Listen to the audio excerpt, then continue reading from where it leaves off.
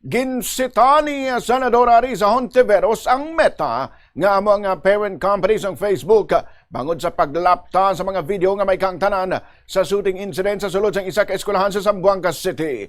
Naistoryahan ang isyu sa hearing sa Senate Committee on Women, Children, Family Relations and Gender Equality kahapon.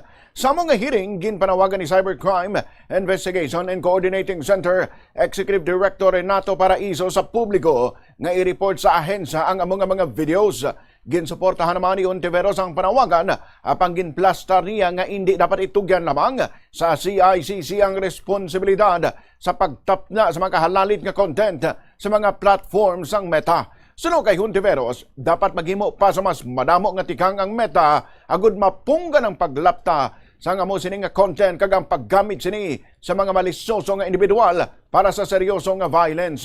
Suno sa senadora, ang Meta mismo ang dapat maglimpyo sa mga harmful nga content nga nagalapta sa ilang mga platform kag hindi ipasang tanan nga responsibilidad sa CICC. Matandaan nga nagluntad ang shooting incident sa Martes sa sulod sang Ateneo de Zamboanga University nga nagresulta sa kamatayon sang duha ka estudyante. Lakip na diri ang gunman bangod gin live stream sang gunman ang krimen nga screen record ini kag gin post sang ibahan kani madamo ang nakalantaw. Meta itself has to do better. Ang laki ng pakinabang nila sa platform na yan.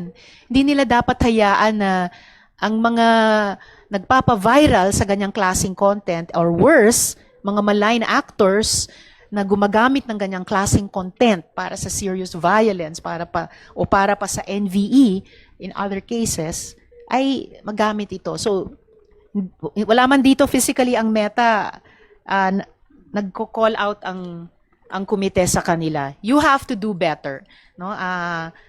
Yung kalat nyo, yung basura nyo sa inyong powerful platform, linisin nyo. Huwag nyong iwan lahat sa CICC. Si Senadora Risa Hontiveros.